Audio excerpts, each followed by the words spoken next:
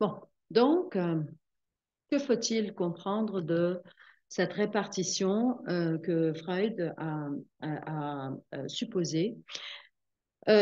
pour nous expliquer ce qu'il appelle l'ensemble des névroses, c'est-à-dire de toutes ces maladies ou bien de tous ces déséquilibres ou bien de tous ces troubles qui peuvent exister dans le psychisme humain.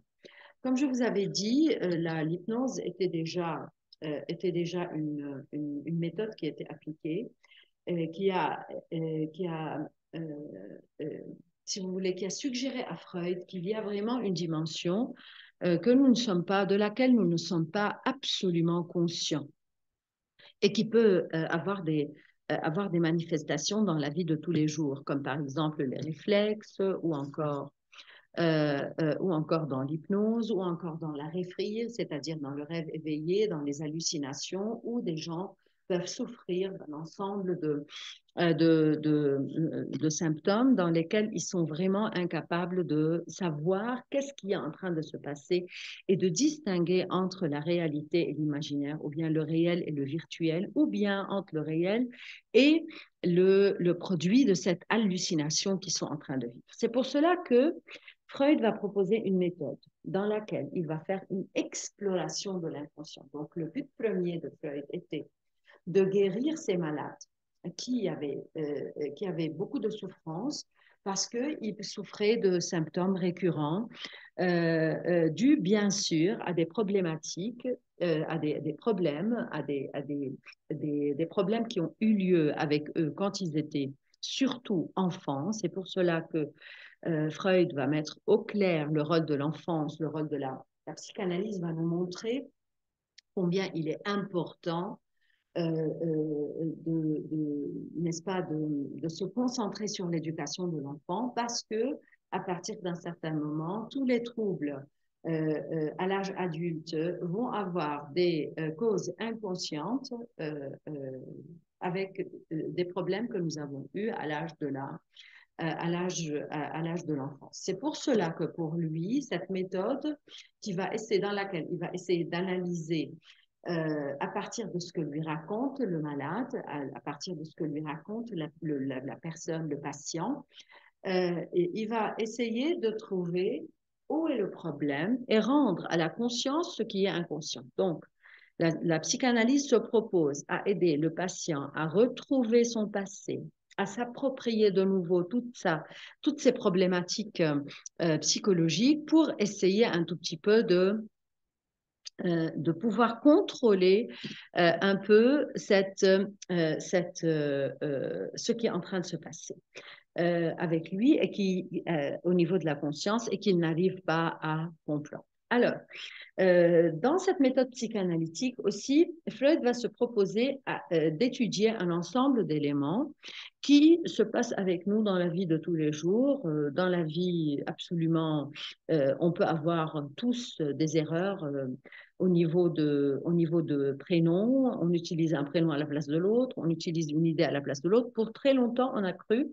que c'était une erreur mécanique, mais Freud va montrer que le lapsus, ou bien les lapsis, étaient vraiment des indices qu'il y avait quelque chose qui nous préoccupe dans l'inconscient. Les actes manqués, quand un acte n'est pas complet, ou bien quand on est vraiment, on va dire, très étourdi, on oublie des choses, on n'arrive pas à terminer certaines tâches qui sont pour autant des tâches très faciles, cela peut montrer qu'il y a quand même quelque chose qui nous préoccupe au niveau de l'esprit. Neuf, c'est chi pour l'oubli, parce qu'il y a des choses que nous n'oublions pas facilement et d'autres choses qui, en principe, on ne doit jamais oublier, mais qu'on oublie. Donc, il faut pas sur ce point-là, ne pas mentionner l'idée du refoulement. Ce qui se passe en réalité entre le ça, le moi et le surmoi, c'est un ensemble de mécanismes qui vont permettre, par exemple, comme pour l'oubli,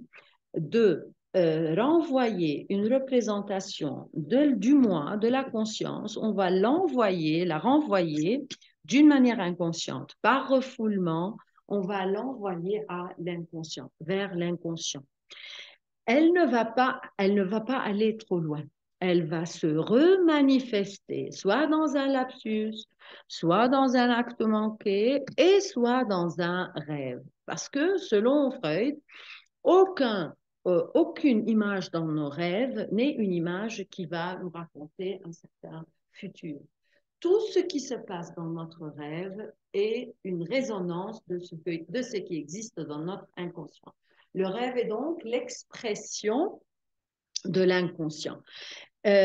Pourquoi faut-il interpréter les rêves? Parce que selon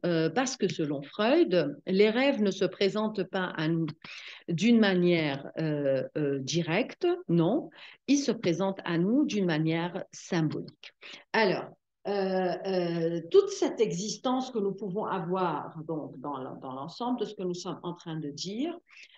bien sûr, le travail de Freud est un travail immense, c'est un travail qui est très important, mais aussi, il y a beaucoup de détails que je n'ai pas mentionnés ici, que vous pouvez retrouver dans votre cours, comme le rôle de la sexualité, comme le rôle de l'enfance, comme le développement de l'enfant, comme les complexes desquels nous avons parlé, le complexe d'Oedipe, le développement de la sexualité, toutes les tous les conflits par lesquels nous pouvons passer quand nous sommes encore enfants, quand nous sommes dans l'incompréhension, tout cela, et face bien sûr aux interdits des parents, tout cela peut avoir un effet sur notre inconscient qui ne va apparaître que plus tard, au moment où nous allons être adultes. On continue dans la dernière vidéo.